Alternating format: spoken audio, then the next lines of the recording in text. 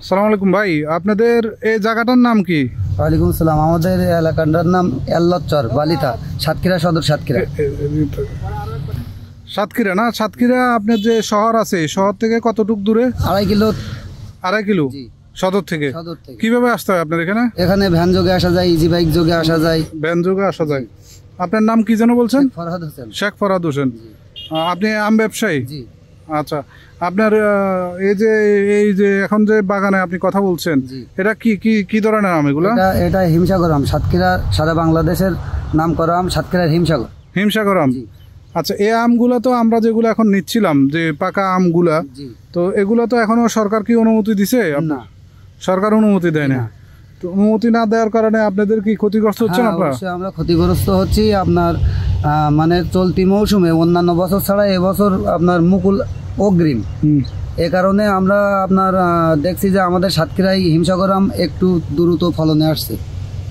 বিদায় মনে করেন যে এখান থেকে আমাদের আরও 15 দিন আগে থেকে আমাদের এই আমগুলা গাছে পাক ধরছে, যেগুলো আমরা সাতক্ষীরা প্রশাসনের কাছে বলতে চাইলেও তারা যে মানে বিগত দিনে যে ডেটগুলো দিয়েছে, হ্যাঁ, ওই অনুযায়ী ডেট দিয়ে যায়।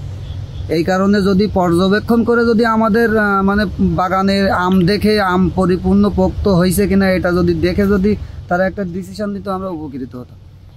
এখন মানে সরকারের যেহেতু সিদ্ধান্ত, এখন আপনি আম বিক্রি করতে পারবেন না, এই কারণে যে পাকা আমগুলো আছে এগুলো পরে পরে নষ্ট হচ্ছে। আপনারা বাজারে পাকা আমগুলো যেগুলো পড়ে যাচ্ছে এগুলো বিক্রি করতে পারতেছেন না, এগুলো বিক্রি পাখিতে খাচ্ছে। মানে নিচে মনে করেন যে হচ্ছে পড়ে নষ্ট হচ্ছে, নিচে পড়লে সে আমটা তো থেতলে যায়, নষ্ট হয়।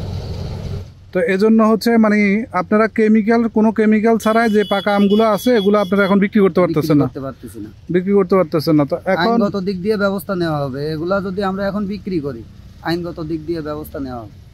মানে আপনি পাকা গাছের একবারে পাকা আম যদি আপনি বিক্রি করেন তাহলে আপনাকে মানে আইনগত ব্যবস্থা পর্যবেক্ষণ করবে, ওতে ফরমালিন আছে কিনা সেটাও দেখবে, সেই অনুযায়ী যেমন হবে তেমন।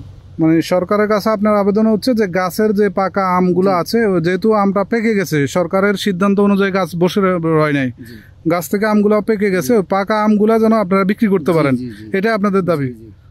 আচ্ছা, আর এছাড়া আপনাদের আর এই আম গাছের কোনো অসুবিধা বা সরকারের থেকে কোনো আপনাদের ইয়ে আছে কিনা? আমরা এটা বলতে চাচ্ছি যে সাতক্ষীরাবাসী যে আমাদের এই যে আমগুলা সঠিক সময়ের আগে যেগুলো পাক ধরে, আমরা এই আমগুলা যদি গাছের পরিপূর্ণ পাকা আম তাদের কাছে কৃষি কর্মকর্তার কাছে দেখাই, তারা সরজমিনে এসে জিনিসটা পর্যবেক্ষণ করে আমাদের যদি অনুমোদন দেয় যে এই বাগানটা পাকছে আম, এই বাগানটাই শুধু আপনার অনুমতি দিলাম, এমন যদি করে আমরা এতেও অনেক উপকৃত হব। এটা আমাদের জন্য অনেক কিছু। আচ্ছা, ঠিক আছে। তো বাংলাদেশ সরকারের কাছে একটা আবেদন ওনার, যে আমগুলা হচ্ছে পরিপক্ক হয়ে গেছে, যেগুলো পেকে গেছে, ওই আমগুলো যেন ওনারা যে সরকারের নির্ধারিত যে সময় আছে, সময়ের আগে যেন বিক্রি করতে পারে, সেই সুযোগটা যেন সরকার দেয়। তো ঠিক আছে, আর কিছু বলবেন আপনি? জি না, আমাদের এতটুকুই প্রত্যাশা।